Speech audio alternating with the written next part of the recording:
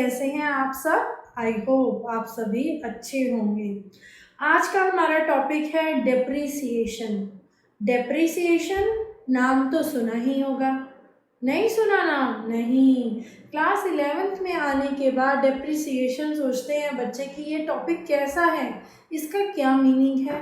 But depreciation और कुछ भी नहीं है, आपके जो भी कार है, फ़ोन है, इलेक्ट्रॉनिक्स है, जो भी असेट्स हैं, उनकी वैल्यू में जो डिक्रीज होता है उसी को डेप्रिसिएशन कहते हैं। सो depreciation is nothing but decrease in the value of assets.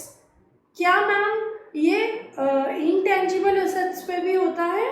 Intangible assets कौन से होते हैं? इंटेंजिबल असेट्स सब बच्चे बोलेंगे, तो आप कमेंट बॉक्स में मुझे बताइए कि इंटेंजिबल असेट्स कौन से होते हैं। इंटेंजिबल असेट्स वो असेट्स होते हैं जिनको हम सिर्फ फील कर सकते हैं, we can not touch it, जैसे कि कॉपीराइट्स, पेटेंट्स।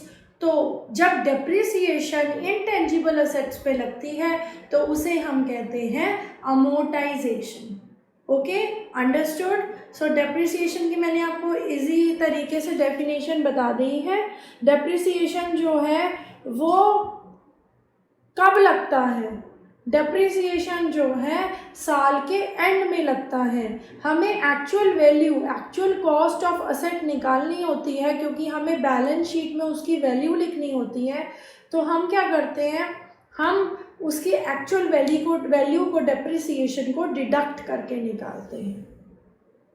फीचर्स क्या क्या होते हैं डेप्रिसिएशन के? Book value of fixed assets में आप इसको डिक्रीज करेंगे। ये एक नॉन कैश एक्सपेंस है। ऐसा नहीं है कि अगर आपकी किसी चीज़ की वैल्यू घट रही है तो डेप्रिसिएशन आप कैश से चार्ज करेंगे। डेप्रिसिएशन की एंट्री भी यही होती है, depreciation account debit to fix asset, कि ये खर्चा तो है बट ये असेट की वैल्यू में से हम इसको माइनस करते हैं। सो this is a non cash expense. This is a continuous process. जैसे ही आपने iPhone 16 खरीदा, देखा था कितनी लाइन लगी हुई थी, तो iPhone 16 खरीदते ही उसकी वैल्यू जो है वो डाउन हो गई। So this is known as a continuous process. Depreciation जो है वो कभी भी रुकता नहीं है, डेप्रिसिएशन रेगुलर बेसिस पे डिडक्ट होता रहता है। It is a charge against profit. हम जो डेप्रिसिएशन है वो प्रॉफिट में से ही डिडक्ट करते हैं। उसके बाद क्या क्या कॉजेज होते हैं? डेप्रिसिएशन तो लगता है मैम, बट कैसे लगता है?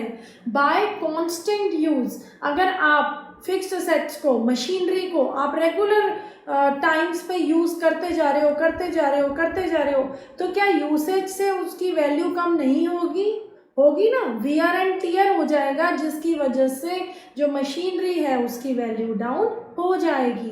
बाय पासिंग ऑफ टाइम, मैंने अभी आपको एग्जांपल दिया कि जैसे ही आपने iPhone 16 खरीदा, इसके वैल्यू एकदम डाउन हो गई, और iPhone 13, iPhone 14 के तो प्राइसेस और भी ज़्यादा लो हो गए, because with the passage of time.